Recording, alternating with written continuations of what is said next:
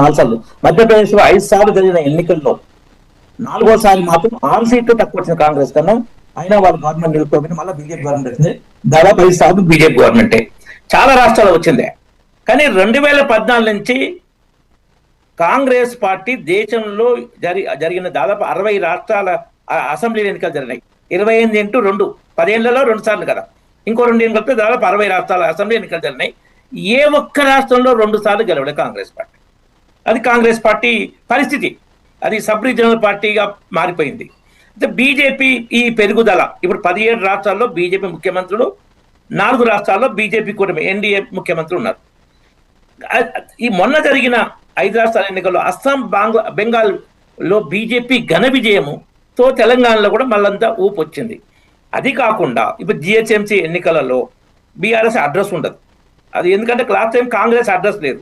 అధికారంలో ఉన్న వాళ్ళకే అధికార పార్టీ కాంగ్రెస్ కానీ బీఆర్ఎస్ కానీ ఎవరు అధికారంలో ఉంటే మైనార్టీ ఓట్లు అటు షిఫ్ట్ అవుతాయి ఎక్కువ వరకు. సరే కొన్ని బీజేపీ పడ్డా నెగ్లిజెన్స్, మైనార్టీ షిఫ్ట్ అవుతాయి. కాబట్టి ఆ అధికారం లేని ప్రతిపక్షంలో ఉన్న కాంగ్రెస్ ఉంటే కాంగ్రెస్ లాస్ట్ టైం అవుట్ అయింది జిహెచ్ఎంసీ ఎన్నికల్లో, ఈసారి బీఆర్ఎస్ పడుతుంది.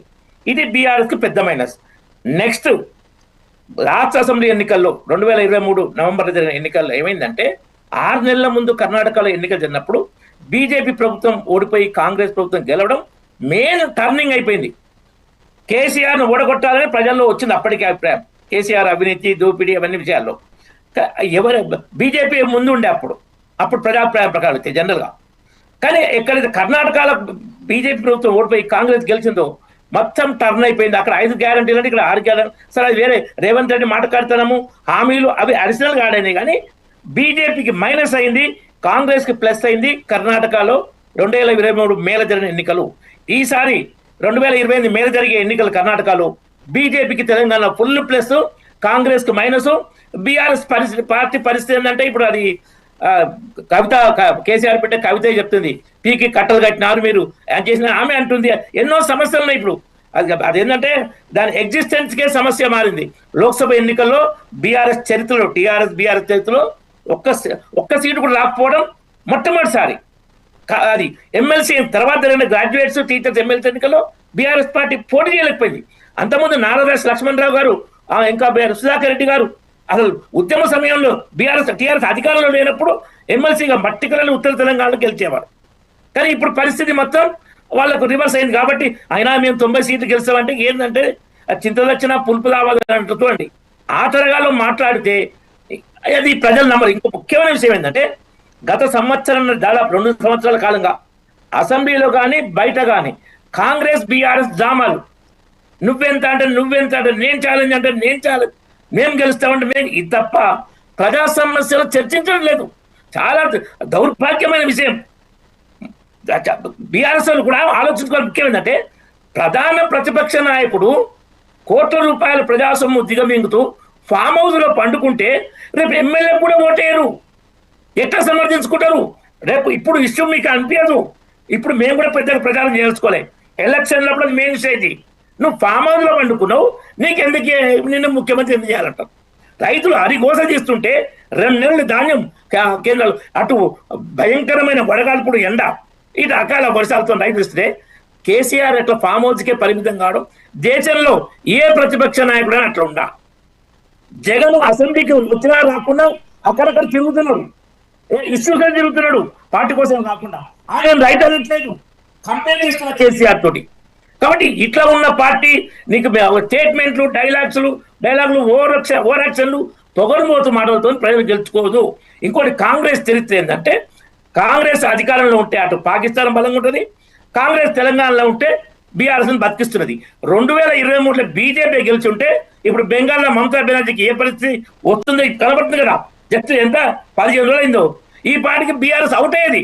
2023లో తెలంగాణ బీజేపీ గెలిచుంటే కాంగ్రెస్ స్థానంలో బీఆర్ఎస్ అవుట్ అయ్యేది. ఎందుకంటే సపోర్ట్ ఇవ్వదు, వాళ్ళ కేసులు మొత్తం ఎండగట్టి చేస్తుంది.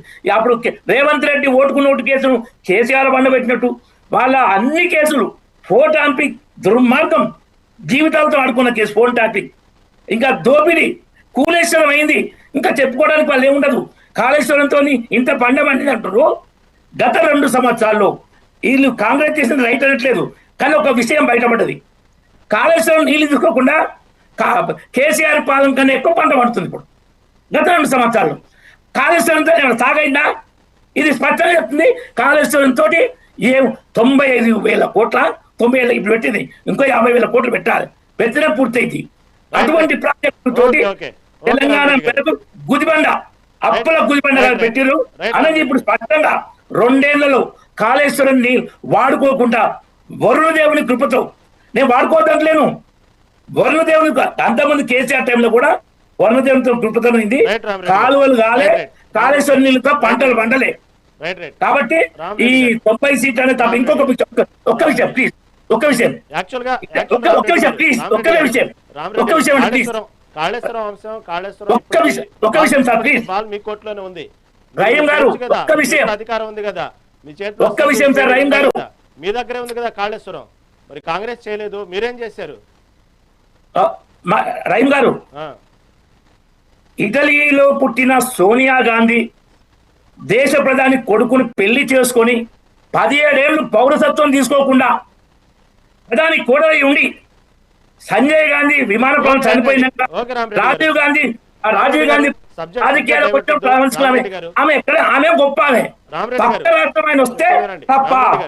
ఒక్క నిమిషం, రోహింగ్యాలు బంగ్లాదేశ్ పాకిస్తాన్ ముస్లింలు మన దేశంలో అందిస్తాం, పాస్పోర్ట్ ఇస్తాం, రామరెడ్డి ఒక సబ్జెక్ట్ ఏమంటుంది, కాళేశ్వరం సంబంధించిన అంశం ఇప్పుడు మీ చేతిలోనే ఉంది, బాల్ మీ కోర్టులోనే ఉంది.